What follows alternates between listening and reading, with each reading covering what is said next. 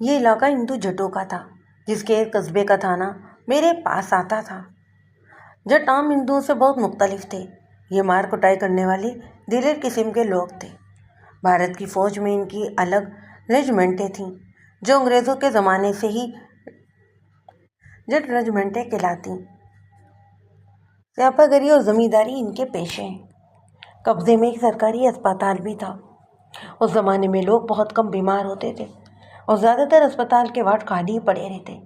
کوئی مریض اسپتال میں داخل ہو جاتا تو اسے پوری توجہ ملتی۔ ایک صبح مجھ کو اسپتال کے ڈاکٹر کا پیغام ملا کہ اسپتال میں ایک مریض آیا ہے اور یہ زیر خوانی کا کیس معلوم ہوتا ہے۔ میں اسپتال گیا۔ مجھ کو بتایا گیا کہ مریض کو بے ہوشی کی حالت میں لایا گیا ہے۔ ڈاکٹر نے اس کو بھی انجیکشن دیا تھا، لیکن اس کا اثر نہیں ہو رہا۔ ڈاکٹر نے کہا کہ اس نے مر جانا ہے اور اس کو انجیکشن اس لیے دیا کہ 3-4 منٹوں کے واسطے یہ ہوش میں آ جائے اور بتا دے کہ اس کو زہر دیا کس نے، یا پھر یہ کوئی اشارہ ہی دے دے۔ موت نے اس کو ہوش میں آنے کی مہلت ہی نہ دی اور وہ مر گیا۔ ڈاکٹر بڑا ہی تجربے کار آدمی تھا۔ اس نے اس شخص کے مرض کی علامتیں اس کو اسپتال میں لانے والوں کے منہوں سے سنی، اور جس طرح مریض بے ہوشی میں تڑپتا تھا، اس کو دیکھ کر ڈاکٹر نے کہہ دیا تھا کہ اس نے خود زہر کھایا ہے یا پھر اس کو کسی نے دھوکے میں زہر دے دیا ہے اور وہ مر گیا۔ تو زہر کی ایک اور نشانی بھی ظاہر ہونے لگی۔ یہ تھوڑی تھوڑی سی جھاگ تھی جو اس کے منہ سے پھوٹ آئی تھی۔ یہ شخص قصبے سے تقریباً 4 میل دور کے گاؤں کا رہنے والا تھا۔ بڑا زمیندار تھا، ٹھاکر کہلاتا تھا۔ ٹھاکر اونچی پوزیشن کے لوگ ہوتے تھے۔ یہ بھی اپنے علاقے کا روپے پیسے اور روب داب والا ٹھاکر تھا، اور ٹھاکر کا قتل کوئی معمولی واردات نہیں تھی۔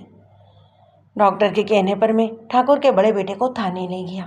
ڈاکٹر نے پوسٹ مارٹم کے لیے لاش کو اپنے پاس روک لیا۔ تھانے جا کر میں نے ٹھاکر کے بڑے بیٹے کی رپورٹ پر FIR تحریر کی۔ باقی کاغذی کارروائی ہیڈ کانسٹیبل کے حوالے کی اور خود ٹھاکر کے بیٹے کا بیان لینے لگا۔ اس نے بیان دیا اور میں نے اس کے ساتھ سوال و جواب کیے۔ اس کے سوال اور جوابوں میں سے اپنے سوال بھی نکالے۔ اس طرح جو بات مجھ کو پتہ چلی وہ یہ تھی کہ ایسی دشمنی عداوت کسی کے ساتھ نہیں تھی کہ کوئی اسے زہر دے کر انتقام لے لیتا۔ گاؤں سے 2-2.5 گز دور ان کا سبزیوں کا باغ تھا۔ اس میں ٹھاکر نے ایک مکان بھی بنایا ہوا تھا۔ کبھی کبھی رات کو ٹھاکر اس مکان میں رہتا تھا۔ پچھلی رات ٹھاکر باغ والے مکان میں ہی گیا تھا، پر آدھی رات سے پہلے ہی وہ وہاں سے آ گیا۔ گھر والے سوئے ہوئے تھے۔ اس نے اپنی بیوی کو جگایا، پھر اس کا بڑا بیٹا بھی جاگ پڑا۔ انہوں نے دیکھا کہ ٹھاکر کو کوئی تکلیف تھی۔ تکلیف یہ تھی کہ وہ پیٹ میں درد اور جلن محسوس کرتا تھا۔ گھر والوں نے اسے تکلیف کی بابت پوچھا تو پتہ لگا کہ وہ بات نہیں کر سکتا۔ اس سے کچھ اشارے کیے جو گھر والے اس کا مطلب نہ سمجھ سکے۔ اس کا بیٹا گاؤں کے 2 سیانوں کو جگا کر لے آیا۔ دونوں نے ہی کہا کہ اس کو کسی زہریلی چیز نے کاٹ لیا ہے۔ انہوں نے اس کی ٹانگوں، ہاتھوں وغیرہ پر دیکھا، لیکن کسی کیڑے مکوڑے کے کاٹنے کا کوئی بھی نشان نہیں تھا۔ دونوں نے ہی آپس میں صلاح مشورہ کر کے ٹھاکر کے منہ میں اپنی اپنی دوائیاں ڈالیں۔ پھر ٹھاکر کوئی بھی بات کیے بغیر بے ہوش ہو گیا۔ ان سنیاسیوں نے کہا کہ اس کو آرام محسوس ہو رہا ہے، اس لیے یہ سو گیا ہے، صبح کو اور دوائی دے دیں گے۔ کوئی 1 گھنٹے بعد ٹھاکر نے بے ہوشی میں اپنے سینے اور پیٹ پر زور زور سے ہاتھ پھیرنا شروع کر دیے۔ اس کے ساتھ وہ تڑپتا بھی تھا۔ اس کا منہ بھی کھلا ہوا تھا، آنکھیں بند تھیں۔ تھوڑے تھوڑے وقفے کے بعد وہ اپنی آنکھیں اس طرح زور سے بھینچ لیتا جیسے اسے بہت تکلیف ہو رہی ہو۔ باقی رات اسی طرح گزر گئی۔ منہ اندھیرے اس کی حالت اور بھی زیادہ بگڑی تو 2-3 بوڑھیوں نے اس کو دیکھ کر کہا کہ اس کی چارپائی اب اسپتال لے چلو۔ اس طرح یہ لوگ اٹھا کر اس کو بے ہوشی کی حالت میں اسپتال اٹھا لائے۔ میں معلوم یہ کرنا چاہتا تھا کہ ٹھاکر کا چال چلن اور گاؤں والوں کے ساتھ اس کا سلوک برتاؤ کیسا تھا۔ کوئی بیٹا اپنے باپ کو بدمعاش نہیں کہہ سکتا۔ پھر بھی میں نے اس کے بیٹے سے پوچھا کہ ٹھاکر کیسا آدمی تھا۔ بیٹے نے کہا کہ وہ ٹھیک ٹھاک آدمی تھا۔ یہ تو پہلے ہی وہ کہہ چکا تھا کہ ان کی کسی کے ساتھ بھی خونی دشمنی نہیں۔ میرے پوچھنے پر ٹھاکر کے بیٹے نے بتایا کہ جائیداد یا زمین کا بھی کوئی تنازع نہیں، خاندان میں بھی کوئی ایسا جھگڑا نہیں جو نوبت قتل تک پہنچا دیتا۔ تم نے کہا ہے کہ ٹھاکر جی کبھی کبھی رات اپنے باغ میں گزارتے تھے۔ میں نے اس کے بیٹے سے پوچھا وہ وہاں کیا کرتے تھے؟ وہ سوچ میں پڑ گیا۔ پیتے پلاتے تھے۔ میں نے پوچھا تاش کھیلتے تھے یا پھر وہاں پر گانا بجانا ہوتا تھا؟ میں نے کبھی دیکھا نہیں، بیٹے نے جواب دیا۔ میرا خیال ہے کہ یار دوستوں کو اکٹھا کر کے گپ شپ لگاتے تھے۔ اس شخص نے یہ جواب ایسے لہجے میں دیا جس سے میں سمجھ گیا کہ یہ اپنے باپ کی بابت کوئی ایسی ویسی بات نہیں کرنا چاہتا۔ مجھ کو یہ شک بھی ہو رہا تھا کہ اپنے باپ کو اسی نے زہر دیا ہوگا۔ کیا یہ ایسی وجوہات ہوتی ہیں کہ اپنے بیٹا اپنے باپ کو قتل کر دیتا ہے؟ ایک وجہ کو سامنے رکھ کر میں نے ٹھاکر کے بیٹے سے پوچھا کہ اس کی ماں زندہ ہے؟ اسے بتایا کہ زندہ ہے۔ میرے دل میں شک یہ آیا کہ ٹھاکر کی بیوی مر گئی ہوگی اور اس نے جوان لڑکی کے ساتھ شادی کر لی ہوگی اور اسی لڑکی نے ٹھاکر کے بیٹے کے ساتھ تعلقات قائم کر لیے ہوں گے۔ یہ بیٹا کچھ بھی نہ بتاتا یا جتنا جھوٹ چاہتا بولتا، مجھ کو ذرا سا بھی فرق نہیں پڑتا تھا۔ گاؤں میں مجھ کو ہر ایک راز بتانے والے موجود تھے۔ میں نے معلوم کیا تھا کہ ٹھاکر کو اسپتال لانے والے کون کون تھے۔ ان میں 2 آدمی ٹھاکر کے رشتہ دار نہیں تھے۔ ان 2 میں ایک آدمی ٹھاکر کی پوزیشن کا بھی آدمی تھا۔ میں نے اس کو اندر بلایا اور ٹھاکر کے بیٹے کو باہر بھیج دیا۔ اس آدمی سے پوچھا کہ ٹھاکر کیسا آدمی تھا اور اس کے قتل کی کیا وجہ ہو سکتی ہے؟ اس کی اتنی گہری دشمنی سے میں واقف نہیں جس میں اس کی جان ہی چلی گئی ہو۔ اسے جواب دیا ہاں میں یہ بتا سکتا ہوں کہ ٹھاکر ٹھیک ٹھاک آدمی نہیں تھا، عورت کے معاملے میں تو یہ بالکل ہی ٹھیک نہیں تھا۔ تو مجھے یہ بھی بتا سکتے ہو کہ کس عورت کے ساتھ اس کے کتنے تعلقات رہے تھے؟ میں نے پوچھا۔ اس نے 4-5 عورتوں کے نام لیے، لیکن وہ 5 ہی غریب عورتیں تھیں جن کے مردوں میں اتنی جرات ہی نہیں تھی کہ ان میں سے کوئی ٹھاکر کو زہر دے دیتا۔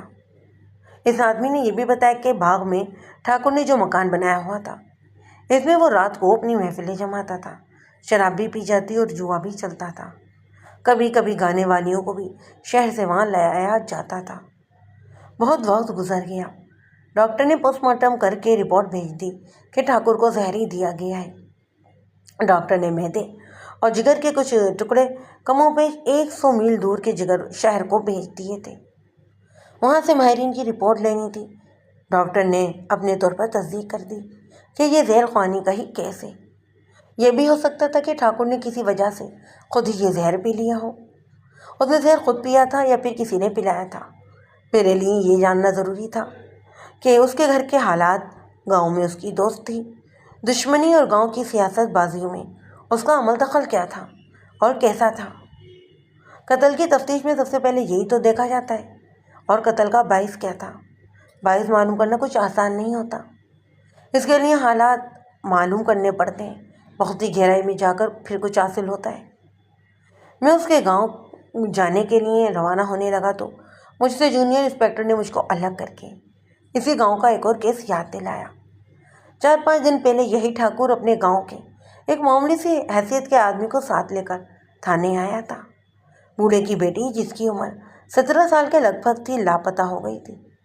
غریب آدمی پولیس کے ڈر سے اور اپنی بے عزتی کے باعث تھانے نہیں آتا تھا۔ اس آدمی کو مقبولی تھانے لایا تھا۔ میں نے گمشدگی کی رپورٹ درج کر لی تھی۔ قانون کے لحاظ سے وہ نابالغ تھی۔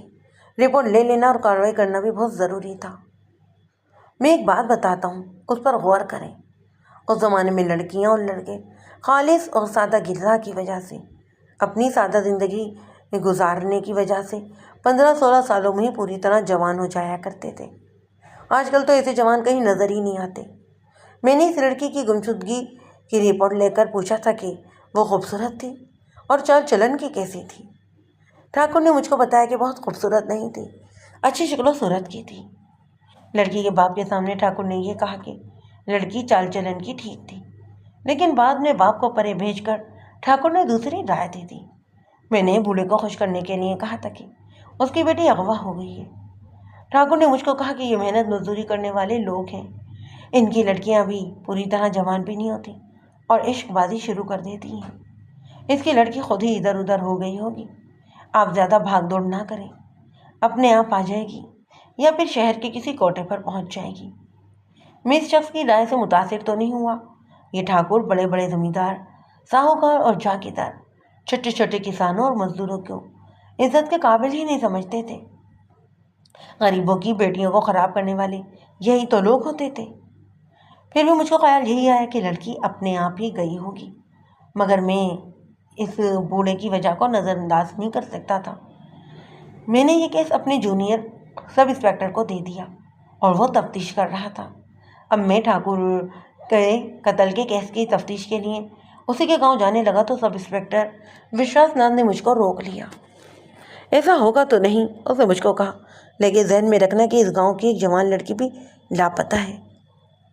اس لڑکی کا ٹھاکر کے قتل کے ساتھ کوئی تعلق نہیں ہو سکتا۔ ٹھاکر لڑکی کے باپ کو خود تھانے لے کر آیا تھا۔ باپ تو تھانے آنا ہی نہیں چاہتا تھا۔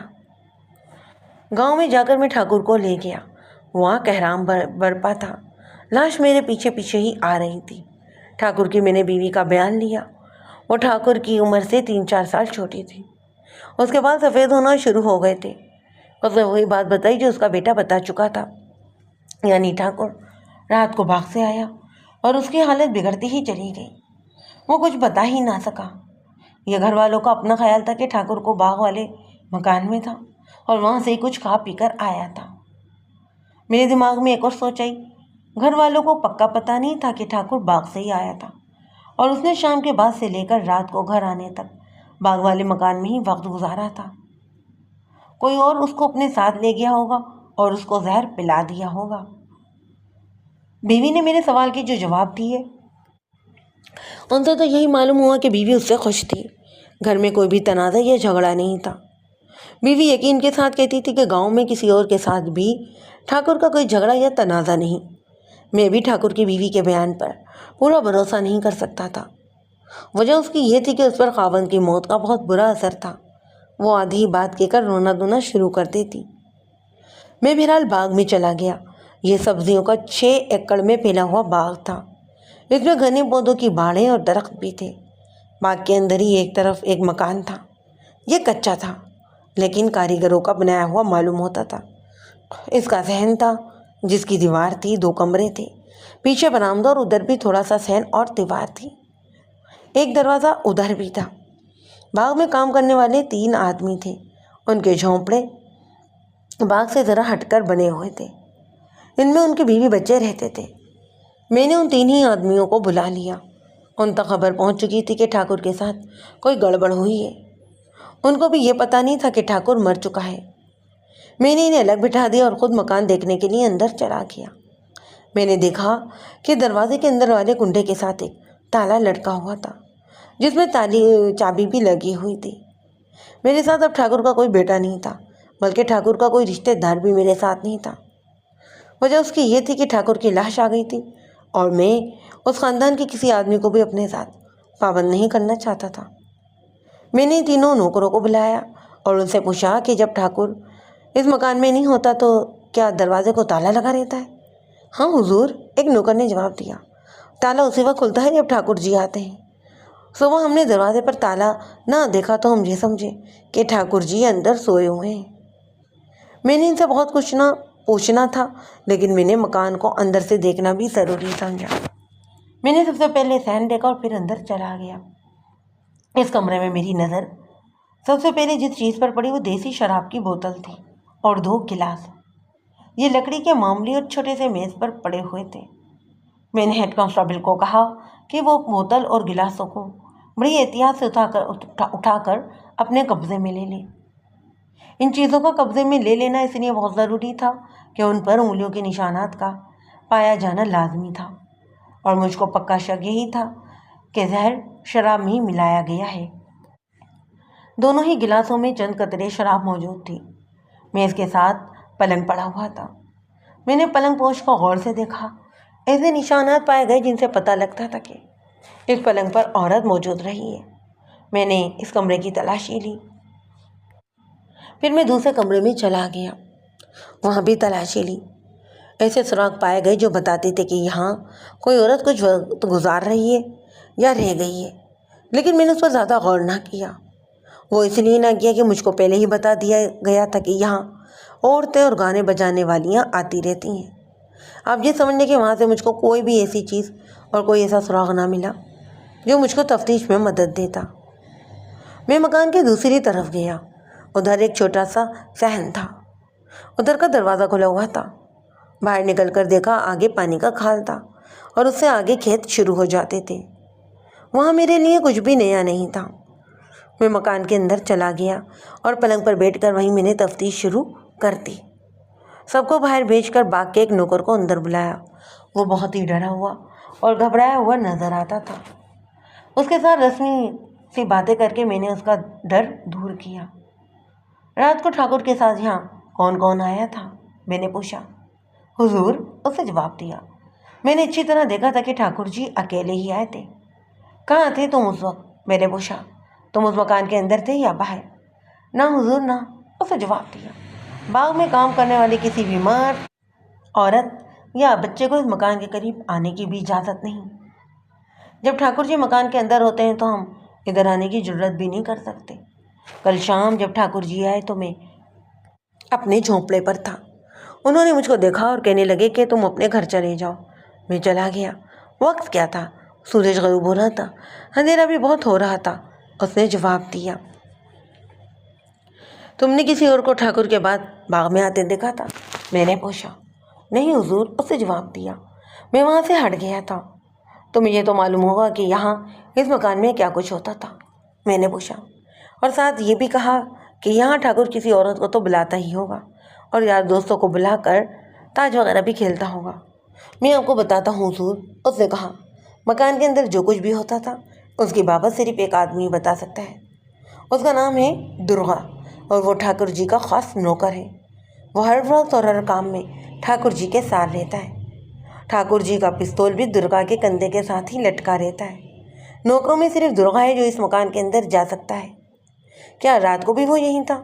وہ تو سورج غروب ہونے سے پہلے ہی آ گیا تھا، اس نے جواب دیا۔ یہ تو میں نے اچھی طرح دیکھا تھا کہ باہر والے دروازے پر تالا لگا ہوا تھا جو درگا نے ہی کھولا تھا۔ رات کو جب ٹھاکر یہاں سے نکلا تو اس وقت کہاں تھے تم؟ حضور، مجھے کچھ نہیں معلوم، اس نے جواب دیا۔ میں اپنے گھر چلا گیا تھا۔ میں تو صبح باغ میں آیا تو بھی میرا خیال تھا کہ ٹھاکر جی ابھی اندر ہی ہیں۔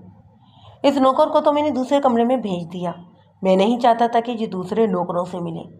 اس کے بعد میں نے ایک اور نوکر کو بلایا، اس سے بھی میں نے یہی سوال کیے اور اس نے بھی وہی جواب دیے جو پہلا نوکر دے چکا تھا۔ اس سے میں نے اور بھی سوال پوچھے لیکن میرے مطلب کی کوئی بھی کام کی بات معلوم نہ ہوئی۔ اس کو میں نے کہا کہ صحن میں جا کر بیٹھ جائے۔ تیسرے نوکر کو بلایا، وہ پرانی عمر کا آدمی تھا۔ کب سے ٹھاکر کی نوکری کر رہے ہو؟ میں نے اسے پوچھا۔ مجھ کو صحیح نہیں معلوم حضور، اس نے جواب دیا۔ موٹا موٹا حساب کرو تو 40 سال بن جائیں گے۔ ٹھاکر جی کی شادی میرے سامنے ہی ہوئی تھی۔ کیا تمہیں معلوم ہے تمہارے ٹھاکر جی اس وقت کہاں ہیں؟ میں نے پوچھا۔ ہم تو کہتے تھے کہ ٹھاکر جی یہاں ہی سوئے ہوئے ہیں، اس نے جواب دیا، لیکن کسی نے بتایا کہ ان کو کوئی تکلیف ہو گئی تھی اور وہ اسپتال میں ہیں۔ اور اگر میں کہوں کہ ٹھاکر مر گیا ہے تو تم کیا کہو گے؟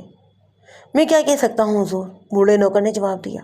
گاؤں کے سارے ٹھاکر مر جائیں تو بھی میں ٹھاکر نہیں بن سکتا۔ ہم تو ٹھاکروں کی چاکری کے لیے ہی پیدا ہوئے۔ اس نے بڑی ڈھیلی سی مریل سی آواز میں پوچھا، کیا ٹھاکر جی واقعی اسپتال میں ہیں یا آپ نے جو کچھ کہا ہے وہ ٹھیک ہے؟ میں نے جو کہا ہے وہ ٹھیک ہے، میں نے کہا۔ تمہارا ٹھاکر مر گیا ہے اور اس کی لاش بھی گھر آ گئی ہے۔ وہ کچھ دیر چپ چاپ میرے منہ کی طرف دیکھتا رہا۔ سنا ہے کہ ٹھاکر عورت کے معاملے میں ٹھیک آدمی نہیں تھا، میں نے کہا۔ آپ نے ٹھیک سنا ہے حضور، اس نے جواب دیا۔ دولت ہو تو عورت کے معاملے میں کون ٹھیک رہ سکتا ہے؟ میں نے اس سے بھی وہ تمام ہی سوال پوچھے جو میں دوسرے نوکروں سے پوچھ چکا تھا۔ اس نے بھی وہی جواب دیے جو میں پہلے 2 مرتبہ سن چکا تھا۔ اس بوڑھے نے بھی ٹھاکر کے خاص نوکر درگا کا ہی نام لیا اور مجھے خیال آیا کہ درگا کو شامل تفتیش کرنا تو بہت ہی ضروری ہے۔ میں نے اس بوڑھے سے پوچھا کہ درگا کہاں ہوگا؟ اس نے جواب دیا کہ وہ تو ٹھاکر کی حویلی میں ہوگا یا پھر اپنے گھر میں۔ درگا آدمی کیسا ہے؟ میں نے پوچھا۔ پکا بدماش ہے حضور، بوڑھے نوکر نے جواب دیا، اور وہ پھر یخلت جیسے ڈر گیا۔ ہاتھ جوڑ کر کہنے لگا، حضور یہ بات میرے منہ سے نکل گئی ہے، اگر یہ درگا تک پہنچ گئی تو وہ میری جگی کو ہی آگ لگا دے گا۔ اس بوڑھے کو بھی معلوم نہیں تھا کہ رات کو ٹھاکر یہاں سے چلا گیا تھا یا نہیں۔ میں نے ایک اور کانسٹیبل کو کہا کہ وہ ٹھاکر کے گھر جائے اور اس کے بڑے بیٹے کو کہے کہ وہ اپنے خاص نوکر درگا کو میرے پاس بھیج دے۔ کانسٹیبل واپس آیا تو اس کے ساتھ ٹھاکر کا بیٹا تھا، پر درگا نہیں تھا۔ کہاں ہے درگا؟ میں نے پوچھا۔ میں اسی لیے آیا ہوں، اس نے جواب دیا۔ میں تو بھاپوں کی بیماری اور موت میں ایسا پھنسا ہوا تھا کہ ادھر ادھر کی کوئی ہوش ہی نہیں تھی۔ درگا تو کسی کو صبح سے نظر ہی نہیں آیا۔ وہ صبح سویرے ہمارے گھر آ جایا کرتا تھا۔ میں آپ کے کانسٹیبل کے ساتھ اس کے گھر گیا اور اس کا پتہ پوچھا۔ اس کی بیوی اور اس کی ماں نے بتایا کہ وہ کل شام گھر سے نکلا تھا اور اس نے کہا تھا کہ وہ ٹھاکر جی کے پاس جا رہا ہے۔ پھر وہ ساری رات گھر ہی نہیں آیا۔ آج کا دن بھی گزر گیا ہے اور وہ ابھی تک نہیں آیا۔ یہ انکشاف میرے لیے بڑا ہی نیا اور کارآمد تھا۔ مجھ کو ٹھاکر کے بیٹے نے مزید باتیں کرتے ہوئے بتایا کہ درگا کو غیر حاضر نہیں ہونا چاہیے تھا۔ یہ تو مجھ کو باغ کے نوکروں سے ہی معلوم ہو گیا تھا کہ شام کو درگا کے مکان میں باغ میں وہ آیا تھا۔ اس کی غیر حاضری کی وجہ یہ بھی ہو سکتی تھی کہ ٹھاکر نے اس کو کسی دوسرے گاؤں میں کسی کام کے سلسلے میں بھیج دیا ہوگا۔ میں نے سوچا کہ چلو آج رات اس کا انتظار کر لیتے ہیں۔ میرے پوچھنے پر ٹھاکر کے بیٹے نے بتایا کہ درگا کوئی وارداتیں کرنے والا آدمی نہیں ہے، لیکن ہے بدماش۔ گاؤں کے لوگ اس سے ڈرتے ہیں اور وہ ٹھاکر کا باڈی گارڈ بنا ہوا تھا۔ میں نے رات باغ والے مکان میں گزارنے کا ارادہ کر لیا۔ مجھ کو ذرا سا بھی سراغ نہیں ملا۔ نمبردار باہر حاضری میں کھڑا تھا۔ مخبر بھی موجود تھے۔ انہیں مخبروں میں 2 آدمی ایسے بھی تھے جو مؤذن کہلاتے تھے۔ تھانے داروں کی چاپلوسی کو یہ لوگ اپنا دین دھرم سمجھتے تھے۔ چاپلوسی کا بہترین طریقہ مخبری تھا۔ ایسے لوگ آج کل بھی پائے جاتے ہیں۔ میں نے ان لوگوں کو باری باری اپنے پاس بٹھایا اور ان سے رپورٹیں لیں۔ ان سے مجھ کو جو حالات معلوم ہوئے وہ میں آپ کو سنا دیتا ہوں۔ ہر ایک کی الگ الگ رپورٹ سنانے کی مجھ کو ضرورت نہیں۔ ان سب سے میں نے درگا کی بابت خاص طور پر پوچھا۔ ہر ایک تھانے دار جانتا تھا کہ ٹھاکروں، سیٹوں اور جاگیرداروں کی جو ملازم خاص اور باڈی گارڈ ہوتے ہیں وہ اپنے اپنے آقاؤں کے حکم سے اغوا اور قتل کی وارداتیں کرتے تھے، ان کے عیاشی کا سامان مہیا کرتے تھے اور ان کے دلوں میں اپنے آقاؤں کے قیمتی راز بھی ہوتے تھے۔ ٹھاکر کا چال چلن ان سب نے یہ بتایا کہ عیاش آدمی تھا۔ اس سے مجھ کو یہ بھی معلوم ہو گیا کہ باغ والے مکان میں جوا کھیلنے کون کون آتا ہوگا۔ ان ناچنے گانے والوں کے نام اور پتے بھی مل گئے جن کو کبھی کبھار ٹھاکر باغ والے مکان میں بلایا کرتا تھا۔ ان لوگوں نے میرے سوالوں کے جواب دیتے ہوئے بتایا کہ واردات کی رات گانے ناچنے والی تو کوئی نہیں آئی تھی۔ اگر خفیہ طور پر آئی ہو تو اس کا انہیں علم نہیں تھا۔ میں نے باقی تینوں ہی نوکروں کو پھر بلایا اور ان سے پوچھا کہ پچھلی رات یہاں گانا بجانا ہوا تھا۔ انہوں نے کہا کہ نہیں ہوا تھا، لیکن انہوں نے یہ بھی کہا کہ وہ اپنے گھروں کو چلے گئے تھے۔ اگر بعد میں گانا ہوا ہو تو وہ کچھ نہیں بتا سکتے۔ میرا خیال ہے کہ گانے بجانے والا کوئی نہیں آیا، بوڑھے نوکر نے کہا۔ یہاں اندر جب بھی کبھی گانا بجانا ہوتا ہے تو ہمیں گھروں میں بھی ڈھولک اور طلبے کی آواز سنائی دیتی ہے۔ درگا کی بابت وہی رپورٹ ملی جو ہمیں پہلے ہی مل چکی تھی۔ وہ دلیر اور بدماش تھا۔ اس کی دوستی بدماشوں اور چوروں وغیرہ کے ساتھ تھی۔ اس وجہ سے لوگ ٹھاکر سے اتنا نہیں ڈرتے تھے جتنا درگا سے ڈرتے تھے۔ لیکن ٹھاکر بڑا ہی کایا شکاری ہے جناب، ایک معزز مخبر نے کہا۔ درگا پر ٹھاکر اس لیے بھی مہربان تھا کہ درگا کی بیوی جوان اور خوبصورت ہے اور درگا کی ایک ہی بہن ہے۔ وہ اس کی بیوی ہی جیسی خوبصورت ہے۔ اس کی عمر ابھی 25 سال بھی نہیں ہوئی۔ خاوند کے ساتھ اس کی نہیں بنتی۔ عرصہ 1.5 سال سے وہ اپنے میکے بیٹھی ہوئی ہے۔ ٹھاکر درگا کے گھر آتا جاتا ہے یا پھر معاملہ کچھ ایسا ویسا ہی ہے۔ درگا کو معلوم ہوا ہوگا۔ کہہ نہیں سکتے کچھ۔ مجھے میری بات کے سوال میں جواب ملا۔ شاید اس کو معلوم نہیں۔ درگا کی ایک بات سب کو پسند ہے، گاؤں کی کوئی عورت ہو، خواہ وہ بچلن ہی کیوں نہ ہو، درگا اس کی بہت عزت کرتا ہے۔ کسی بھی عورت کو میلی نظر سے نہیں دیکھتا۔ اس کی عادت کو دیکھ کر کہہ سکتے ہیں کہ اس کو معلوم نہیں ہوگا کہ ٹھاکر اس کے گھر بری نیت سے جاتا ہے۔ ہو سکتا ہے کہ ٹھاکر کی نیت بری نہ ہو، ٹھاکر کی نیت اچھی ہو ہی نہیں سکتی۔ یہ بات مجھ کو نمبردار نے کہی تھی۔ میں تو حضور یہ بھی کہتا ہوں کہ درگا ٹھاکر کے کسی کام سے نہیں گیا، وہ روپوش ہو گیا ہے۔ اس نے ٹھاکر کو اپنی بیوی یا بہن کے ساتھ دیکھ لیا ہوگا۔ کہاں جا سکتا ہے وہ؟ بہت ٹھکانے ہیں اس کے، اس نے جواب دیا۔ رہزنوں ڈاکوؤں کے ساتھ دوستانہ ہے اس کا۔ میں نے رات کو ہی نمبردار، ضلع دار چودھری اور اپنے کانسٹیبلوں کو ان آدمیوں کے نام بتا کر جو باغ میں جوا بازی اور شراب نوشی کے لیے آتے تھے کہا کہ ان کو سب کو صبح تھانے میں حاضر کریں۔ اور مجھ کو ایک عورت بتائی گئی تھی جو ٹھاکر کے خفیہ کام بھی کرتی تھی۔ وہ بڑی معمولی سی عورت تھی، 5-6 سال سے بیوہ تھی۔ رات آدھی گزر گئی تھی، میں نے اپنا آرام منسوخ کر دیا۔ چوکیدار کو کہا کہ اس عورت کو جگا کر لے آئے۔ وہ گھبراہٹ کی حالت میں میرے پاس آئی۔ اس کو دیکھتے ہی میں نے اپنے دل میں کہا کہ یہ عورت میرے کام کی ہے۔ اس کی عمر 40 سال سے 3-4 سال کم تھی۔ ایسی عورتیں دیہات میں بھی ہوتی ہیں اور شہروں میں بھی، اور پولیس ان کو بہت اچھی طرح جانتی ہے۔ ان کے نام الگ الگ ہوتے ہیں، ان کی شکلیں بھی مختلف ہوتی ہیں، لیکن ان کی ڈیل ڈول اور ایکٹنگ ایک ہی جیسی ہوتی ہے۔ یہ عورت بھی انہی جیسی تھی۔ میں نے اس کو بٹھایا اور کہا کہ وہ ڈرے نہیں، میں جو پوچھوں وہ مجھ کو ٹھیک ٹھیک بتا دے۔ میں نے اس کی آنکھوں میں آنکھیں ڈال کر ذرا مسکرا کر اس کو ایسی 2-3 باتیں کہیں جو وہ سمجھ گئی۔ اس کو معلوم ہو گیا تھا کہ وہ مجھ کو دھوکہ نہیں دے سکتی۔ میں نے اس کو کہا کہ وہ ٹھاکر کی ساری ہی کہانیاں سنا دے۔ میں نے اس سے پوچھا کہ وہ کون عورت ہے جس پر ٹھاکر نے بری نظر رکھی اور مارا گیا۔ اگر تم ٹھاکر کے قتل کی کوئی اور وجہ جانتی ہو تو وہ بھی بتا دو۔ میں نے کہا میں اتنے گہرے راز نہیں جانتی۔ اس نے کہا مجھ کو یہ بات بالکل نہیں معلوم کہ اس کی اتنی سخت دشمنی کس کے ساتھ تھی۔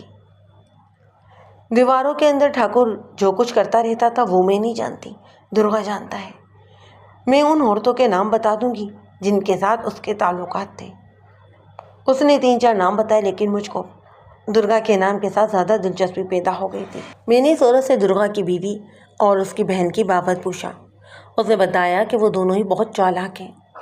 ٹھاکر ان کو اس عورت کے ہاتھ تحفے بھیجتا تھا، وہ تحفے لے لیتی تھی مگر اس کے ہاتھ نہیں آتی تھی۔ ٹھاکر ان کے گھر بھی جاتا تھا اور وہ دونوں اس کی بہت خاطر تواضع بھی کرتی، یا ایسے کہہ لیں کہ وہ دونوں ٹھاکر کو بے وقوف بنا رہی تھیں۔ کیا ایسا تو نہیں ہوا کہ درگا کو پتہ چل گیا ہو کہ ٹھاکر اس کی بیوی اور بہن کے ساتھ دوستی لگانے کی کوشش کر رہا ہے؟ میں نے پوچھا۔ نہیں، اس نے جواب دیا، میں بہت احتیاط کرتی تھی۔ اب اگر اس کو شک ہوا ہو یا اس کی بہن یا بیوی نے بتا دیا ہو تو میں اس بارے میں تو کچھ نہیں جانتی۔ اس عورت کے ساتھ میں نے بہت زیادہ دماغ سوزی کی۔ اس سے مجھ کو یہی حاصل ہوا کہ ٹھاکر عورتوں کا شکاری تھا۔ میرا خیال تھا کہ اس کے قتل کا باعث بھی یہی تھا۔ میرے ذہن میں سوال یہ آیا تھا کہ وہ عورت تھی کون جس کے خاندان کے کسی آدمی نے اس کو زہر دے کر مار دیا ہے۔ اس عورت کو میں نے جانے نہ دیا، اس کو باہر بٹھا دیا اور ہیڈ کانسٹیبل اور 2 کانسٹیبلوں کو ساتھ لے کر نمبردار وغیرہ کو کہا کہ وہ مجھ کو درگا کے گھر لے چلیں۔ چوکیدار ہمارے آگے آگے چل پڑا اور ایک مکان کے دروازے پر جا رکا۔ میں نے اس کو کہا کہ وہ دروازے پر دستک دے۔ اس نے دروازے پر زور زور سے ہاتھ مارے، اندر سے کوئی بھی جواب نہ آیا۔ دوسری بار کھٹکھٹانے پر دروازہ کھلا۔ میں نے ٹارچ جلائی، دروازہ کھولنے والی عورت تھی۔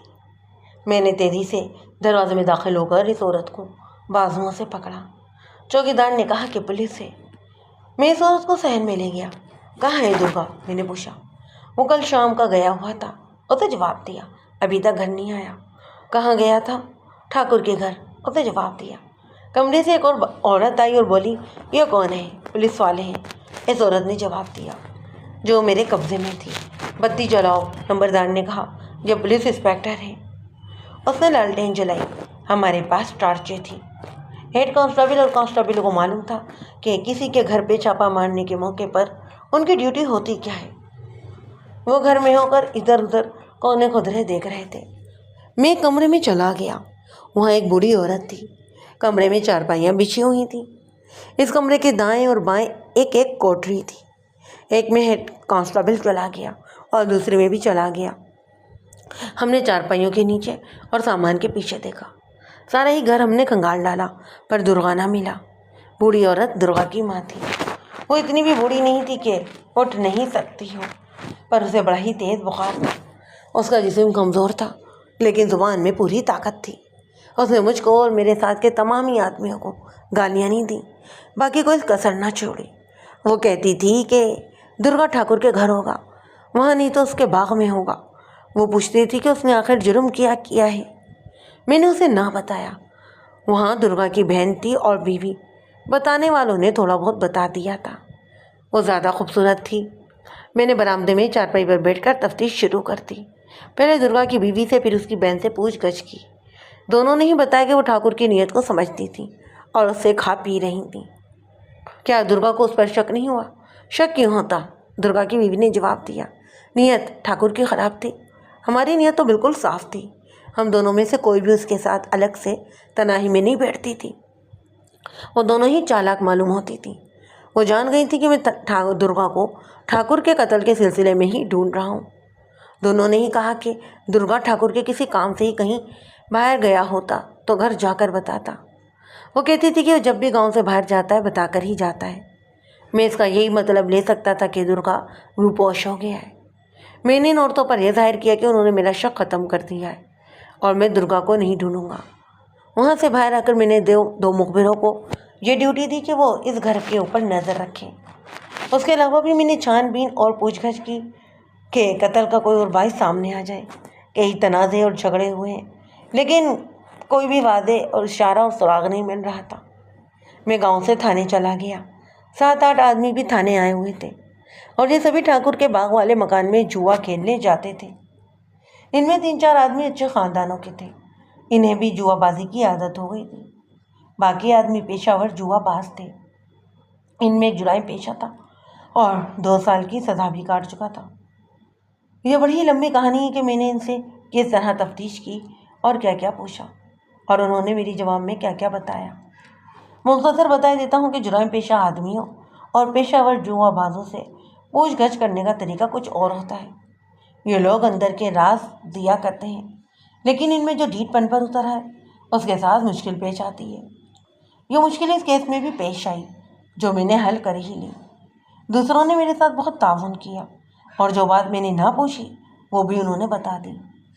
اسی طرح چند اور آدمی بھی سامنے آئے۔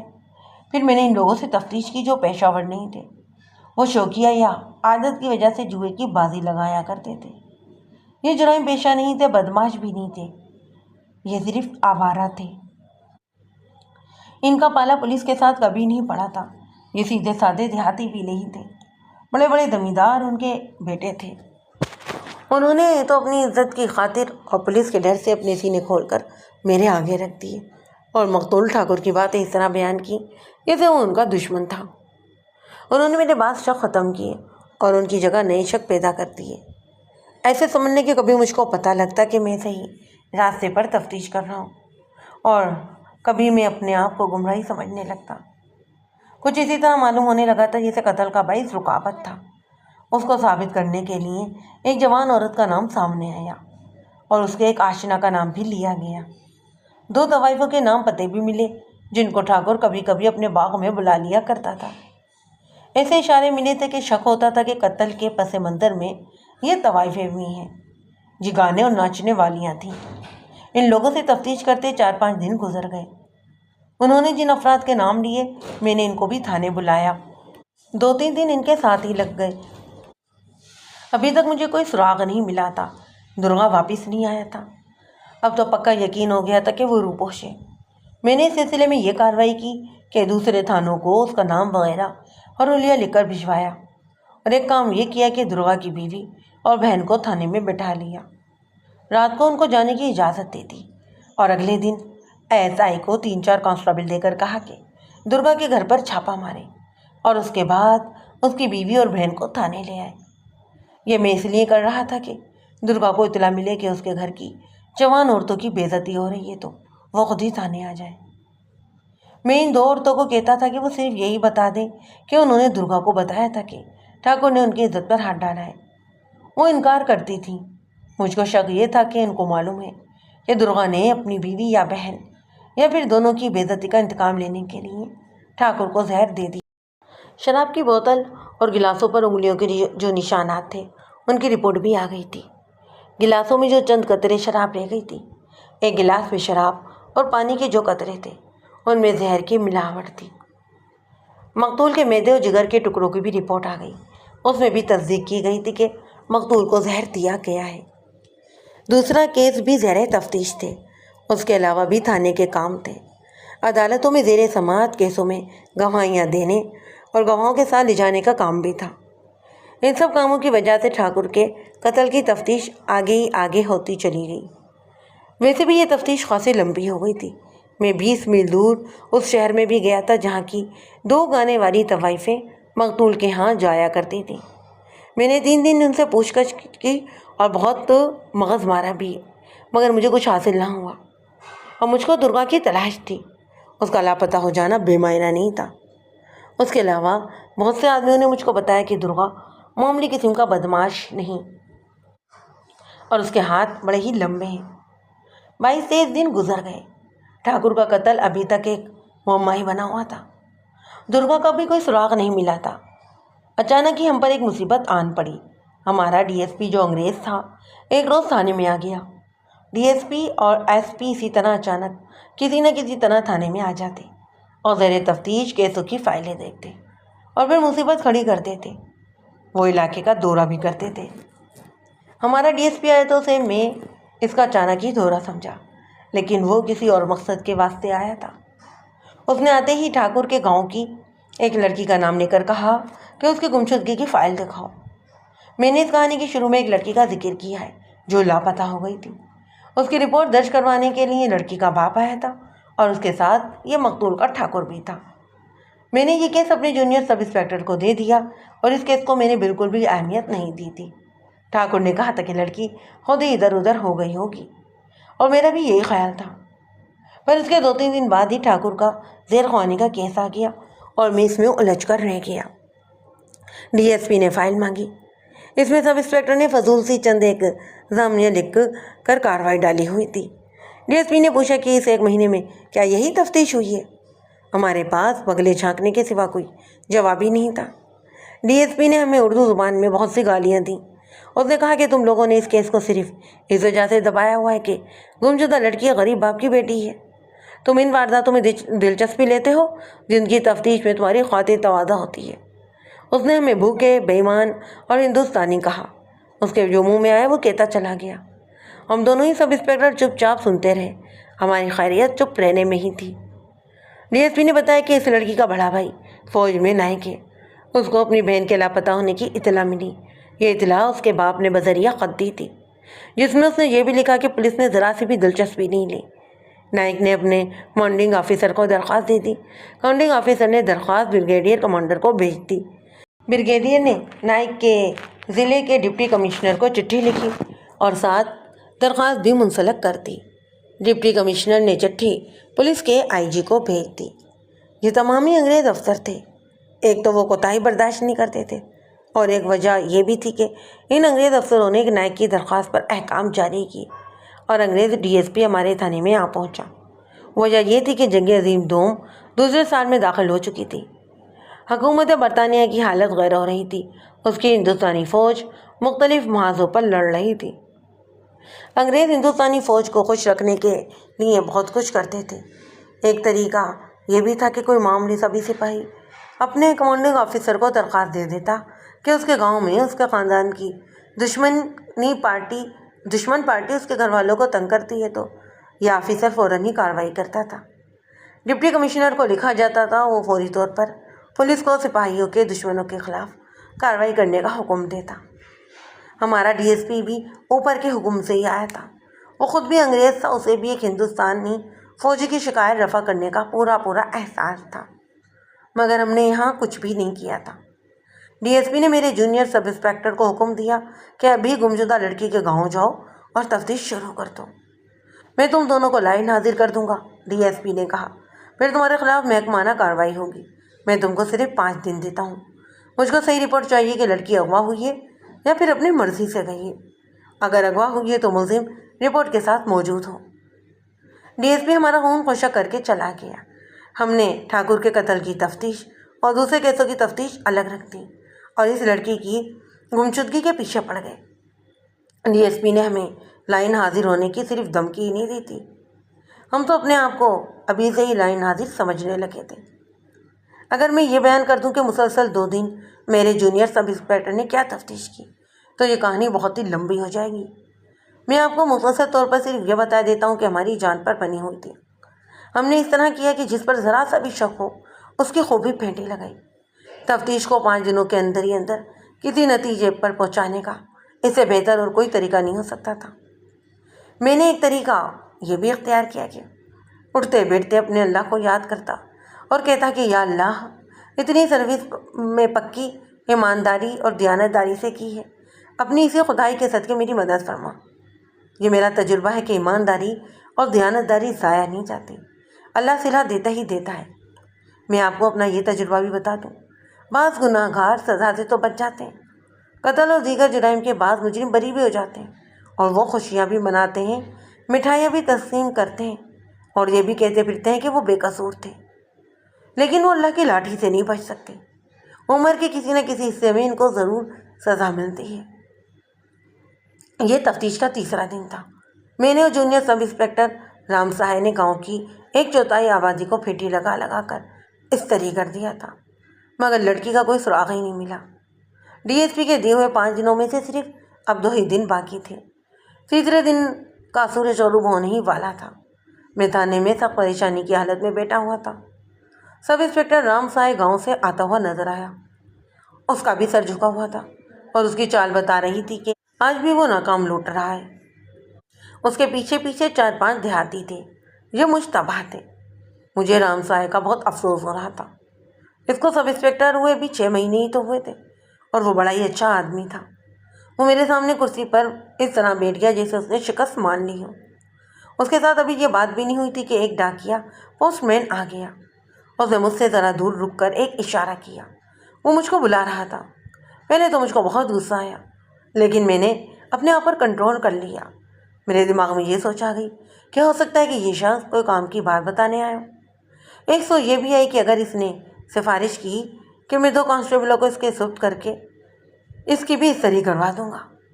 میں یہاں کے ڈاک خانے کا پوسٹ مین ہوں، اس نے کہا۔ میں دیہات میں ڈاک تقسیم کرنے کے لیے لے جاتا ہوں۔ جس گاؤں کی لڑکی لاپتہ ہوئی ہے، گاؤں کے 10-12 خط تھے۔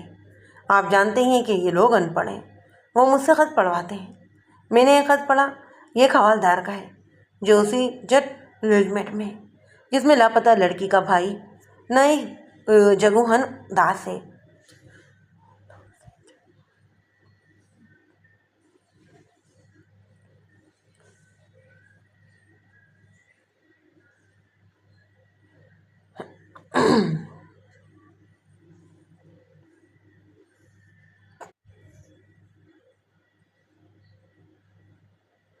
جس گاؤں کی لڑکی لاپتہ ہے، اسی گاؤں کے 10-12 خط تھے۔ آپ جانتے ہیں کہ یہ لوگ ان پڑھ ہیں، وہ مجھ سے ہی خط پڑھواتے ہیں۔ میں نے خط پڑھا، یہ ایک حوالدار کا ہے جو اسی جٹ ریجمنٹ میں ہے جس میں لاپتہ لڑکی کا بھائی نائک جگموہن داس ہے۔ حوالدار نے اپنے گھر والوں کو لکھا ہے کہ نائک جگموہن کی بہن اس کے پاس آئی ہوئی ہے۔ اس حوالدار نے گھر والوں کو کوئی چیزیں بھیجنی ہیں۔ اس نے لکھا ہے کہ وہ یہ چیزیں دلاری یعنی اس گمشدہ لڑکی کے ہاتھ بھیج دے گا۔ حوالدار نے یہ بھی لکھا ہے کہ اس نے اپنی ریجمنٹ کے فیملی کوارٹر میں درگا کو بھی دیکھا ہے۔ مجھ کو ایسے لگا جیسے اس ڈاکیے کو میں خواب میں دیکھ رہا ہوں، اور اگر یہ خواب نہیں تھا تو یہ شخص جھوٹ بول رہا ہے۔ مجھ کو کسی معجزے کی توقع ہی نہیں تھی۔ کیا بکواس کرتے ہو؟ میرے منہ سے بے اختیار نکلا۔ دلاری کے بھائی نے تو درخواست دی ہے کہ اس کی بہن لاپتہ ہو گئی ہے۔ میں کس طرح مان سکتا ہوں کہ بہن کو اس نے اپنے پاس رکھا ہوا ہے اور اس کی گمشدگی کی درخواست دے دی ہے؟ اور یہ درگا وہاں کیا کر رہا ہے؟ آپ اس حوالدار کے گھر چلے جائیں جناب، ڈاکیے نے کہا۔ مجھ کو معلوم ہے کہ دلاری کی گمشدگی کا پر گاؤں میں کیا مصیبت آئی ہوئی ہے۔ اس گاؤں میں پولیس کا سپاہی چلے جائے تو یہ لوگ ادھر ادھر بھاگ جاتے ہیں۔ حوالدار کے باپ نے مجھ کو ہاتھ جوڑ کر کہا تھا کہ میں کسی کے ساتھ اس خط کا ذکر نہ کروں، ورنہ پولیس ہم سب کو ہی تھانے لے جا کر مارے گی۔ میں نے تو ضرور اپنا فرض ادا کر دیا ہے، مجھ کو بے شک آپ گواہوں میں شامل کر لیں، اور اگر یہ لوگ خط سے انکاری ہوں تو مجھ کو بلا لیں۔ میں آپ کو اس وقت کی ایک ایک بات بتانا ضروری سمجھتا ہوں۔ اب تو تعلیم جو ہے دیہات میں بھی چلی گئی ہے۔ اس وقت دیہات میں کوئی آدمی صرف اتنا ہی پڑھا ہوتا تھا کہ خط یعنی کہ پتر لکھ پڑھ سکتا۔ جنگ کے زمانے میں فوجیوں کے بھی خط آتے تھے، جو ڈاکیا خط پڑھ کر ان کے گھر والوں کو سناتا تھا۔ اس کے گھر والے اس کے عوض اسے تھوڑا سا گڑ یا 2-4 انڈے یا پھر دانے وغیرہ دے دیتے۔ خطوط کے جواب بھی ڈاکیے سے ہی لکھوائے جاتے۔ اس کا معاوضہ عموماً 2 پیسے ہوتا تھا۔ یہ ڈاکیا عجیب و غریب خبر لے کر آیا تھا۔ میں نے اسی وقت سب انسپکٹر رام سوائے 2 کانسٹیبلوں کو ساتھ لیا، ایک ٹانگا منگوایا اور اس گاؤں کو روانہ ہو گیا۔ رات ہو گئی تھی۔ چوکیدار سے حوالدار کے گھر کا پتہ کیا اور اس کے دروازے پر جا کر ہاتھ مارا۔ حوالدار کے باپ نے دروازہ کھول کر جیپ اپنے سامنے दो तीन थाने दार देखे तो उसकी हालत ऐसी हो गई कि मुझको लगा कि ये भी बेहोश होकर गिर पड़ेगा। उसने हाथ जोड़ दिए और उसके मुंह से अल्फाज की बजाय अजीब अजीब आवाज़ें निकलने लगी। मत डरो भाई, मैंने उसके कंधे पर हाथ रखकर कहा, हम तुम्हें खाने तो नहीं आए, तुम्हारे बेटे का जो खत आया है वो हमें दे दो।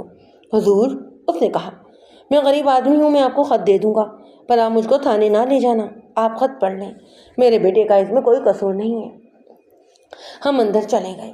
उसका सारा ही खानदान जाग उठा।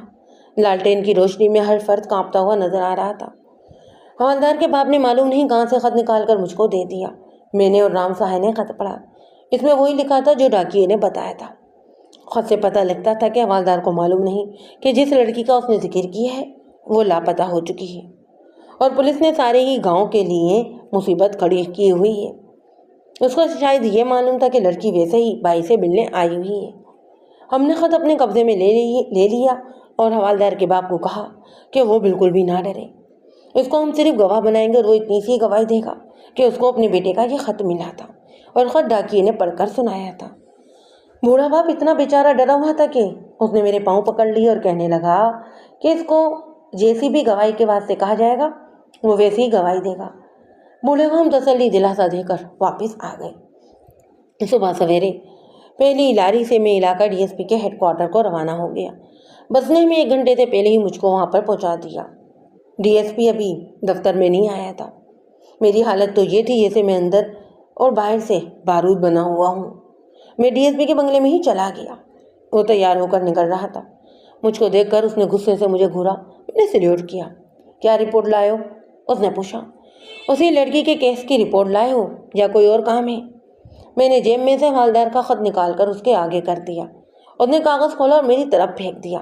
पढ़कर सुनाओ, उसने कहा, हम सिर्फ उर्दू बोल सकते हैं।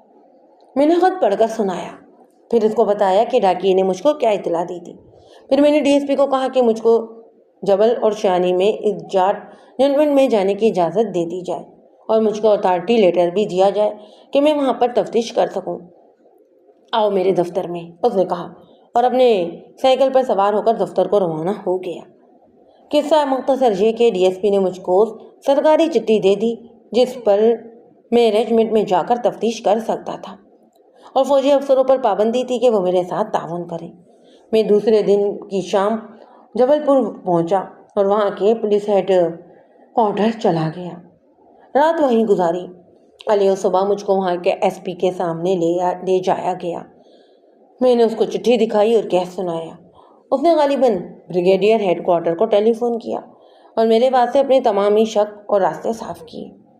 दिन के 11:30 बज रहे थे जब मैं उस जेट रेजिमेंट के कमांडिंग ऑफिसर के दफ्तर में पहुंच गया, जिसमें खत लिखने वाला हवलदार और गुमशुदा लड़की का भाई नायक जग मोहन थे।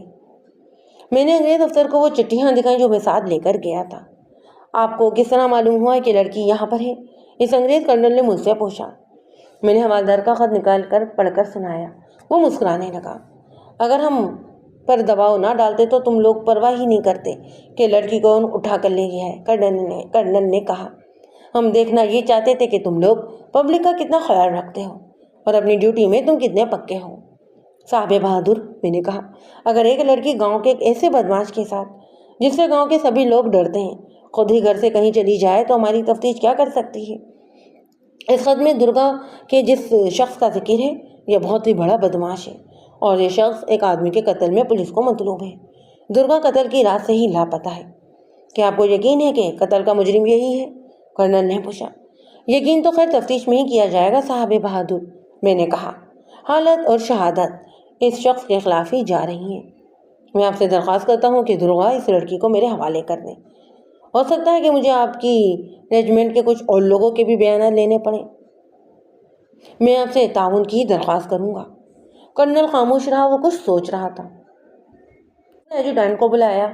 इन दोनों अंग्रेज अफसरों को गालिबन ख्याल यही था कि मैं अंग्रेजी नहीं समझ सकता। इन्हें मालूम ही नहीं था कि मैं FA पास करके डायरेक्ट ASI भर्ती हुआ था और पुलिस के अंग्रेज अफसरों के साथ मेरी बातचीत अमूमन अंग्रेजी में ही हुआ करती थी। इन लोगों ने हमें बेवकूफ़ बनाया है, कर्नल एजुटेंट ने कहा। नायक जंग मोहन ने बिल्कुल ये नहीं बताया था कि जो शख्स उसकी बहन को किसी आदमी की कैसे निकाल कर लाया है वो खुद बहुत बड़ा बदमाश है। اور یہ انسپیکٹر کہتا ہے کہ اسے شک ہے کہ یہ بدماش گاؤں میں کسی کو قتل کر کے بھی آیا ہے۔ معاف رکھنا سر، کیپٹن نے کہا، ہمیں ان لوگوں پر پہلے ہی اعتبار نہیں کرنا چاہیے تھا۔ ان ہندوستانیوں کی تو اپنی ایک سیاست ہوتی ہے جس میں یہ جھوٹ بھی بولتے ہیں۔ چاہیے تو یہ تھا کہ ہم پہلے ہی دن لڑکی کو اور جس کے ساتھ وہ آئی تھی اسے ان کے گاؤں کی پولیس کے حوالے کر دیتے۔ میں یہ دیکھنا چاہتا تھا کہ ہماری ہندوستانی پولیس اپنی ڈیوٹی کس طرح کر رہی ہے، کرنل نے کہا۔ مجھے یہ بات صحیح معلوم ہوتی ہے کہ اس لڑکی کو گاؤں کے کسی امیر زمیندار نے اغوا کر کے اپنے پاس قید میں رکھا ہوا تھا، لیکن اب مجھ کو شک ہوتا ہے کہ اس کے آگے ان لوگوں نے جو کہانی بیان کی ہے وہ بالکل سچی نہیں۔ میرا خیال ہے کہ نائک جگ موہن داس، اس کی بہن اور یہ آدمی جس کا نام درگا ہے، اس کو بھی یہاں بلا کر اس پولیس انسپیکٹر کے حوالے کر دیا جائے اور یہ تفتیش یہیں کریں۔ میں یہ دیکھنا چاہتا ہوں کہ آخر یہ معاملہ کیا ہے۔ میں یہ رپورٹ بریگیڈیئر ہیڈ کوارٹر کو لکھوں گا، ورنہ ایسے ہو سکتا ہے کہ یہ لوگ آپس میں مل ملا کر کوئی اور گڑبڑ پیدا کر دیں اور کوئی الٹی بات ہمارے سر پر آ پڑے۔ صوبیدار میجر سے کہو کہ ان سب کو بلا کر لے آئے۔ کیپٹن چلا گیا۔ کرنل نے مجھ کو اتنا ہی بتایا کہ وہ ان سب کو بلا رہا ہے۔ اس نے مجھ کو کیپٹن کے کمرے میں بیٹھنے کو کہا۔ کچھ دیر بعد تینوں کو میرے سامنے لایا گیا۔ درگا کو تو میں نے دیکھتے ہی پہچان لیا۔ ڈکیتی کے 2 کیسوں میں یہ شخص ملزمان کی صفائی میں پیش ہوا تھا اور یہ بالکل جھوٹا گواہ تھا، چونکہ یہ باقاعدہ کوئی جرائم پیشہ نہیں تھا، اس لیے اس کا نام تھانے کے ریکارڈ پر نہیں تھا۔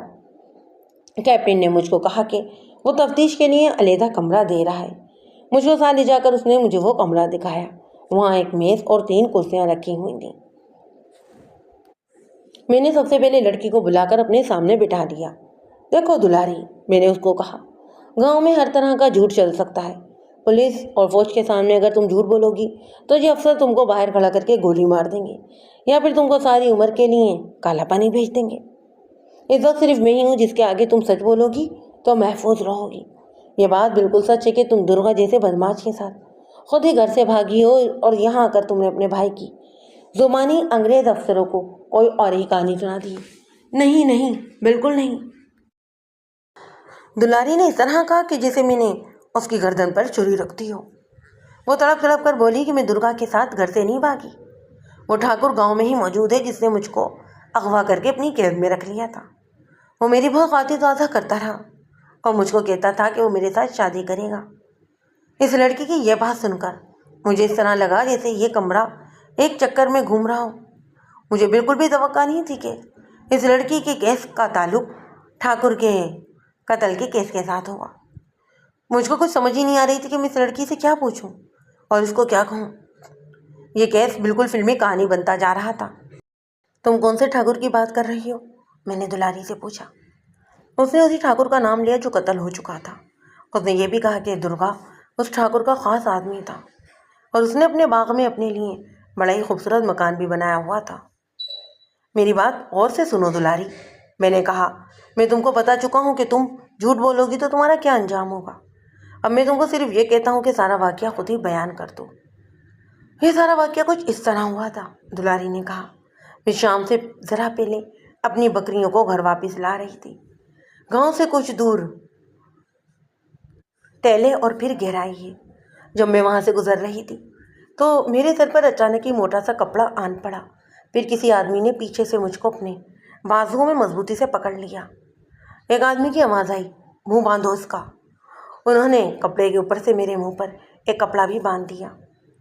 پھر انہوں نے مجھ کو اٹھا کر کسی اور طرف لے گئے۔ وہ ایک جگہ بیٹھ گئے، شاید وہ اندھیرا ہونے کا انتظار کر رہے تھے۔ انہوں نے آپس میں کوئی بات ہی نہ کی۔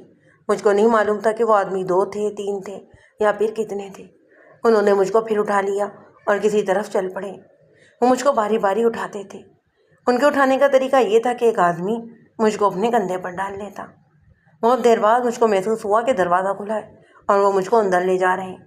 اندر لے جا کر انہوں نے مجھ کو ایک پلنگ پر ڈال دیا اور میرا منہ کھول کر جو میرے اوپر موٹے کپڑے کی چادر پڑی ہوئی تھی وہ بھی ہٹا دی۔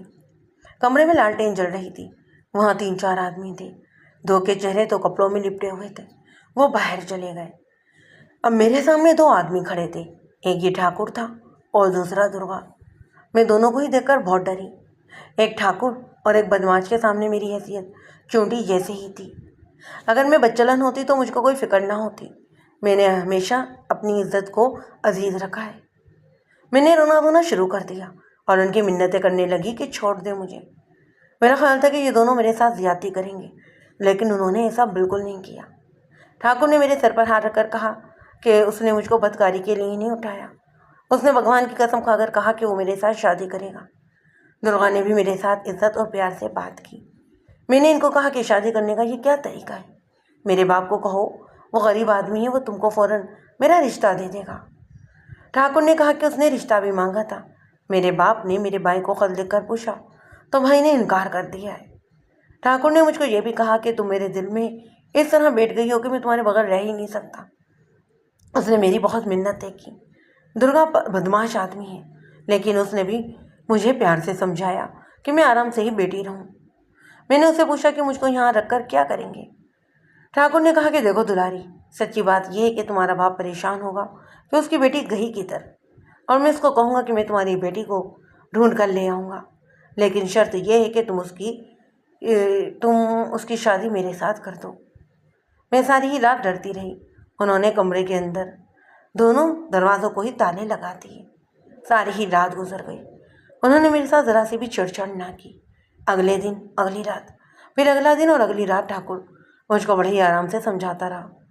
میں 1-2 دن تو صبر سے بیٹھی رہوں۔ مجھ کو یہ تسلی ہو گئی کہ ٹھاکر کی نیت خراب نہیں۔ اگر ایسا ہوتا تو اتنے دن اور اتنی راتیں یہ دونوں یا کم از کم مجھ کو بہت خراب کر سکتے تھے۔ ٹھاکر نے میرے آگے 100 کے نوٹ رکھے اور بہت سا زیور میری گود میں رکھا اور کہنے لگا کہ یہ سب تمہارا ہی مال ہے، میں تم کو رانی بناؤں گا۔ اس کی یہ منت سماجت اور روپے پیسے اور سونا دیکھ کر میرا دل ٹھاکر کی طرف آنا شروع ہو گیا۔ میں نے اس کو کہا کہ یہ سب کچھ بھی اپنے پاس ہی رہنے دو، پہلے میرے باپ کو تو مناؤ۔ مجھے یہ بتاؤ دلاری، میں نے اس سے پوچھا، کیا درگا ہر وقت اس مکان میں موجود رہتا تھا؟ نہیں، دلاری نے جواب دیا، وہ صرف پہلی رات موجود رہا تھا ادھر، اس کے بعد وہ صرف رات کو ہی آتا تھا۔ درگا تمہیں ڈراتا نہیں تھا؟ نہیں جی، اسے جواب دیا، درگا تو بڑی اچھی باتیں کرتا ہے۔ تیسری رات ٹھاکر نے میرے آگے بہت اچھا کھانا رکھا اور کہنے لگا کہ آج میں تم کو دارو یعنی کہ شراب پلاؤں گا۔ میں نے کہا کہ یہ تو بہت بری چیز ہے، میں نہیں پیوں گی۔ اس نے بڑے ہی پیار سے کہا کہ میرے کہنے پر 1-2 گھونٹ پی لینا۔ میں نے اس کا اتنا اچھا سلوک دیکھ کر سوچا کہ چلو 1-2 گھونٹ پی ہی لیتی ہوں۔ وہ دوسرے کمرے میں چلا گیا۔ دارو کی بوتلیں شاید ادھر ہی رکھی ہوئی تھیں۔ اتنے میں مجھ کو درگا کی آواز سنائی دی۔ وہ اسی وقت وہاں آیا تھا اور وہ ٹھاکر کے ساتھ باتیں کر رہا تھا۔ ٹھاکر خالی ہاتھ واپس آ گیا اور میرے پاس بیٹھ گیا۔ پھر درگا آیا، اس کے ہاتھ میں 2 گلاس تھے جن میں دارو تھا۔ اس نے ایک گلاس میرے ہاتھ میں دے دیا اور دوسرا ٹھاکر کے ہاتھ میں۔ ٹھاکر نے مجھ کو کہا کہ لو پیو۔ میں نے ڈرتے ڈرتے ذرا سا چھوٹا سا گھونٹ بھرا۔ ذائقہ بہت ہی کڑوا تھا۔ میں نے برا سا منہ بنایا تو ٹھاکر نے اپنے ہاتھ سے میرے گلاس میں تھوڑا سا پانی ڈال دیا۔ درگا بوتل اٹھا کر لے آیا۔ درگا نے تو بوتل کے ساتھ ہی منہ لگا لیا۔ ٹھاکر نے ایک ہی سانس میں اپنا گلاس خالی کر دیا۔ دونوں کے کہنے پر میں بھی جلدی جلدی اپنا گلاس پی گئی۔ ٹھاکر نے ایک پلیٹ میرے آگے رکھ کر کہا کہ اب یہ کھا لو۔ ہم نے کھانا بھی شروع کر دیا۔ ٹھاکر کہنے لگا کہ اس کو چکر سا آتا ہے۔ درگا نے اس کو کہا کہ تھوڑی سی اور پی لو۔ یہ کہہ کر اس نے ٹھاکر کے گلاس میں تھوڑا اور دارو ڈال دیا۔ ٹھاکر وہ بھی چڑھا گیا۔ اس کے بعد معلوم نہیں اس کو کیا ہوا کہ کبھی وہ پیٹ پر ہاتھ رکھتا تو کبھی گلے پر اور کبھی اپنے ماتھے پر۔ ایک بار اس نے کہا کہ درگے، تو نے غلطی تو نہیں کرتی؟ درگا نے ہنس کر کہا کہ بھلا ایسا ہو سکتا ہے؟ مجھ کو معلوم نہیں ان کی ان باتوں کا کیا مطلب تھا۔ ٹھاکر کی طبیعت بہت زیادہ بگڑ گئی۔ اس نے درگا کو کہا کہ اس کو گھر پہنچا دے۔ درگا نے اس کو کہا کہ وہ آرام آرام سے اکیلا چلا جائے، اگر وہ اس کے ساتھ گیا تو یہ دلاری اکیلی رہ جائے گی۔ ٹھاکر چلا گیا۔ تھوڑی ہی دیر بعد درگا نے مجھ کو کہا کہ دلاری چلو نکلو یہاں سے۔ میں نے پوچھا کہ وہ مجھ کو کہاں لے جا رہا ہے؟ اس نے کہا کہ تمہاری جان سخت خطرے میں ہے، تم کماری لڑکی ہو، ٹھاکر نے تم کو ایک سنیاسی کے کہنے پر اغوا کروایا ہے۔ 1-2 دنوں میں یہ تم کو قتل کر کے کوئی ٹونا کرے گا اور اس ٹونے سے اس کو دولت حاصل ہوگی۔ مجھ کو درگا پر شک ہونے لگا کہ یہ مجھ کو دھوکہ دے رہا ہے، لیکن اس نے مجھ کو ساری بات سمجھائی جو سن کر میں مان گئی، بلکہ وہ بہت ڈری۔ درگا یہی ہے، آپ خود اس سے یہ بات سن لیں۔ میں اس کے ساتھ ٹھاکر کے باغ والے مکان کے پچھلے دروازے سے نکلی۔ رات کو ہم پیدل ہی چلتے رہے۔ صبح منہ اندھیرے میں ایک گاؤں میں پہنچے۔ مجھ کو نہیں معلوم کہ وہ کون سا گاؤں تھا یا اس گاؤں کا کون سا راستہ جا رہا تھا۔ वहाँ मुझ को अलग कमरे में बिठा दिया गया। एक बूढ़ी औरत ने मुझको दूध पिलाया और उसके साथ एक पराठा भी खिलाया। बहुत देर बाद दुर्गा मेरे पास आया और कहने लगा कि मैं तुमको तुम्हारे भाई के पास ले जाऊंगा। उसने मुझसे पूछा कि आजकल मेरा भाई कहाँ है। मैंने उसको बताया कि वो जबलपुर में जाट रेजिमेंट में है। मुझको दुर्गा की नीयत पर शक हो गया। मैंने उसको कहा कि भाई के पास ले जाने की बजाय तो मुझको मेरे बाप के पास क्यों नहीं ले जाते। उसने जवाब दिया कि ठाकुर पहुँच वाला आदमी है और वो ठाकुर भी है, पुलिस भी उसी के हाथ में है, इसीलिए वो हम दोनों को मरवा देगा या फिर किसी ऐसे चक्कर में डलवा देगा कि हम सीधे जेल खाने में ही जाएंगे। बेहतर यही है कि अपने भाई के पास चलो। मैं मजबूर थे, कोई समझ ही नहीं आती थी कि मैं करूं क्या। मैं बड़ी खामोशी से उसके साथ चल पड़ी। इस गांव से इस 1.5-2 कोस दूर हम वहां पर एक रेलवे स्टेशन तक पहुंचे। जो आदमी हमारे साथ आया वो टटोले के साथ ही चला गया। रेलगाड़ी आई, हम उसमें बैठे और अगले रोज़ जबलपुर पहुंचे। छावनी में आकर जाट रेजिमेंट की बारकें पूछ कर हम यहाँ पर पहुँच गए और मुझको मेरा भाई मिल गया। भाई बहुत हैरान हुआ। दुर्गा ने मेरे भाई को सारी बात कही कि इसकी ज़ुबान ही सुनो। मैंने अपने भाई को सारी बात सुना दी। मेरा भाई ये कहकर चला गया कि मैं भी आता हूँ और वो बहुत देर बाद आया और मुझको फिर अपने साथ ले गया। उसके साथ एक और आदमी भी था जो यहाँ सूबेदार है। मुझको वो सूबेदार के घर में छोड़ दिया गया। दुर्गा को भी उसके क्वार्टर में ही बैठा दिया गया। मुझको बिल्कुल नहीं मालूम कि मेरा भाई और दुर्गा क्या करते रहे। भाई मुझको इस क्वार्टर में आकर मिलता और कहता था कि उसने दरख्वास्त दी हुई है, उम्मीद है कि पुलिस आएगी और वो तुमको ले जाएगी या फिर मैं तुमको अपने साथ गाँव ले जाऊँगा। एक रोज़ एक औरत सूबेदार की बीवी में हमारे पास आई। हम दोनों ने एक दूसरे को पहचान लिया। वो हमारे ही गांव की रहने वाली है। उसका खामन यहीं पर हवालदार है। हवालदार की बीवी को तुमने क्या बताया? मैंने यही कहा था कि अपने भाई से मिलने आई हूँ। दुलारी ने जवाब दिया कि इस औरत ने दुर्गा को भी देख लिया था। पूछने लगी कि ये बदमाश यहाँ क्या कर रहा है। मैंने इसको बताया कि ये मेरे भाई का बड़ा ही गहरा दोस्त है और ये मेरे साथ आया है और ये मेरा मुंह बोला भाई है। दरअसल मुझको भाई ने कहा था कि कोई भी पूछ बैठे तो कहना कि अपने भाई को मिलने आई हो। फिर आज आप आ गए। उसके बाद मैंने दुर्गा को बुलाया। दुर्गा दोस्त, मैंने उसको कहा, इस वक्त तुम सिर्फ पुलिस के हाथ में ही नहीं, फौज के हाथ में भी हो। मैं कुछ सोच कर समझ कर और किसी की निशानदेही पर ही तुम्हारे पीछे आया हूँ। दुलारी ने तो मुझको अपनी छाती खोलकर दिखा दी है कि उसने कोई भी बात नहीं छुपाई। तुम्हारा बयान उससे ज़रा सा भी मुख्तलिफ हुआ तो बहुत बुरी तरह फंसोगे। क्या मामला है ये? हुजूर, उसने लंबी सांस लेकर कहा, लोग मुझको दुर्गा बदमाश कहते हैं। बदमाश को लोग बदमाशी कहा करते हैं। अगर बदमाश कोई नेकी भी कर गुजरे तो कहते हैं कि इसमें भी कोई बदमाशी होगी। पर मैंने एक नेक काम किया है, लेकिन बदमाशी से किया है। मगर आप इसको पुलिस और कानून की नज़र से देखेंगे।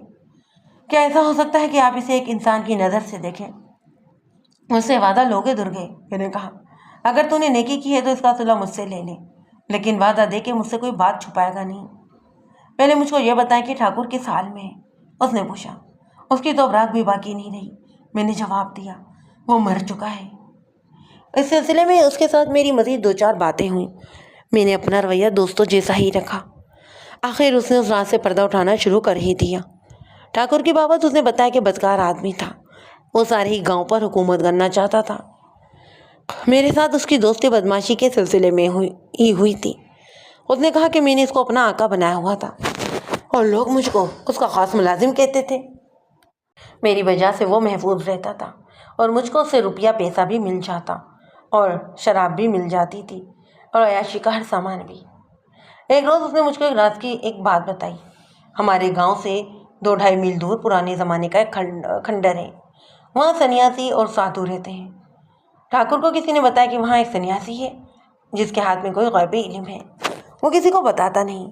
अगर वो किसी पर मेहरबान हो जाए तो उसके घर के घड़े रुपए और जेवर से भर जाए। ठाकुर उसके पास गया, उसे शराब की 2-3 बोतलें दी, कुछ रकम भी दी। फिर वो उसकी खिदमत करता रहा। मुझको ठाकुर इतना ही बताता था कि सन्यासी को उसने आराम कर लिया और वाकई उसके हाथ में कोई इल्म भी है। एक रोज़ ठाकुर बहुत खुश था।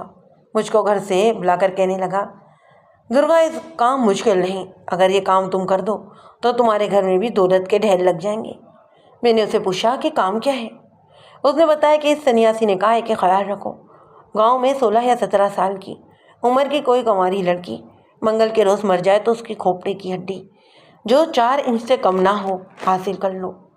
سنیاسی نے کہا ہے کہ یہ ہڈی میرے پاس لے آؤ، میں اس پر ایسا عمل کر کے تمہیں دے دوں گا کہ یہ ہڈی ایک خاص وقت لوہے کے ٹکڑے پر پھیلو گے تو وہ ٹکڑا خالص سونے کا بن جائے گا۔ اس نے یہ بھی کہا کہ اس ہڈی کو ایک خاص وقت اپنے گھر کی ایک خاص جگہ رکھ دو تو تمہیں پتہ بھی نہیں چلے گا کہ تمہارے گھر میں پیسے کہاں سے آ گئے ہیں۔ ٹھاکر نے مجھ کو کہا کہ میں سارے ہی گاؤں کی لڑکی پر نظر رکھوں۔ مجھ کو کوئی ایسی لڑکی نظر آئے جس کی عمر 16 سال سے کم اور 17 سے زیادہ نہیں ہو۔ مجھ کو یقین ہے کہ وہ شریف لڑکی ہے، اس لیے وہ کنواری بھی ہے۔ اس نے دلاری کا نام لیا۔ میں نے اس کو کہا کہ یہ تم کس طرح کہہ سکتے ہو کہ وہ اسی عمر میں منگل کے روز مر جائے گی؟ اس نے کہا یہی تو کام کرنا ہے، تم اسے موقع دے کر اٹھا لاؤ، میں اس کو ایسے طریقے سے ماروں گا کہ اس کا خون بھی نہیں نکلے گا اور وہ منگل کے روز مرے گی۔ میں نے اس کو ٹالنے کی بہت کوشش کی، اس کو یہ بھی کہا کہ مجھ کو یقین نہیں آتا کہ کسی انسان کے پاس اتنی طاقت ہو سکتی ہے، مگر ٹھاکر کو یہ بات سننے کے لیے تیار ہی نہیں تھا۔ اس نے مجھ کو کہا کہ اپنے منہ سے بولو کیا لیتے ہو، تم صرف لڑکی لے کر آ جاؤ، آگے جو کچھ میں کہوں گا وہ تم کو بعد میں بتاؤں گا، بعد میں لاش کو غائب کرنے کا کام رہ جائے گا۔ اس سے آگے درگا نے وہی بات سنائی جو دلاری مجھ کو سنا چکی تھی۔ درگا نے ایک آدمی کا نام لے کر مجھ کو بتایا کہ یہ آدمی اپنے ساتھ ایک اور آدمی کو لے آیا۔ دلاری کو درگا نے کبھی کبھی ٹہلوں اور گھاٹیوں کی طرف بھی جاتے دیکھا تھا۔ ایک شام اسے موقع مل گیا، اس نے ان دونوں ہی آدمیوں کو جلدی جلدی ساتھ لیا اور اس جگہ پہنچ کر دلاری کو اٹھا کر ٹھاکر کے باغ والے مکان میں لے گئے۔ اس لڑکی کے ساتھ ٹھاکر اور درگا نے اس وجہ سے اچھا سلوک کیا تھا کہ وہ خوش رہے اور وہ کنواری بھی رہے۔ درگا کے بیان کے مطابق ٹھاکر نے اس کو بتایا نہیں تھا کہ وہ لڑکی کو کس طرح مارے گا۔ واردات والی رات درگا باغ والے مکان میں گیا، دروازہ کھلا ہوا تھا۔ ٹھاکر اور درگا کو ایسا خطرہ نہیں تھا کہ اس مکان میں کوئی تیسرا شخص بغیر اجازت کے آ جائے گا۔ میں جب مکان کے کمرے میں داخل ہوا تو ٹھاکر کو وہاں دیکھا۔ درگا نے اپنے بیان میں کہا کہ اس نے اپنے سامنے 2 گلاس رکھے ہوئے تھے، شراب کی بوتل بھی پاس ہی پڑی تھی، دونوں ہی گلاسوں میں تھوڑی تھوڑی سی شراب پڑی تھی۔ میں جب کمرے کے دروازے پر پہنچا تو ٹھاکر کو پتہ ہی نہ چلا کہ میں آ گیا ہوں۔ اس نے ایک چھوٹی سی ایک پڑیا کھولی اور یہ شراب کے گلاس میں ڈال دی، پھر اس نے گلاس کو ہلایا۔ یہ بہت تھوڑا سا پاؤڈر تھا، مجھ کو زیادہ سوچنے کی ضرورت ہی نہ پڑی۔ میرا دماغ فوراً ہی سمجھ گیا کہ اس شخص نے شراب میں زہر ملایا ہے اور یہ دلاری کو پلائے گا۔ مجھ کو یاد آیا کہ آج سوموار بھی ہے، اس نے زہر اسی لیے ملایا تھا کہ لڑکی صبح تک مر جائے گی جو منگل کی صبح ہوگی۔ اچانک ہی ٹھاکر نے میری طرف دیکھا اور کہنے لگا کہ تم نے اچھا کیا ہے کہ آ گئے ہو، آؤ تم بھی ساتھ ہی پی لو۔ وہ دونوں ہی گلاس ہاتھ میں لے کر چلنے لگا تو میں نے اس کو روک کر کہا، ٹھاکر جی بہت برا لگتا ہے کہ آپ معاملے سے ایک لڑکی کے آگے اپنے ہاتھ سے برتن اٹھا کر لے جائیں اور رکھیں۔ آپ چلیے، میں آپ کا نوکر ہوں، یہ میرا کام ہے، گلاس میں آپ کے آگے اور لڑکی کے آگے ہی رکھوں گا۔ ٹھاکر نے اس گلاس پر جس میں اس نے تھوڑا سا پاؤڈر ڈالا تھا انگلی رکھ کر کہا کہ یہ لڑکی کے آگے رکھنا۔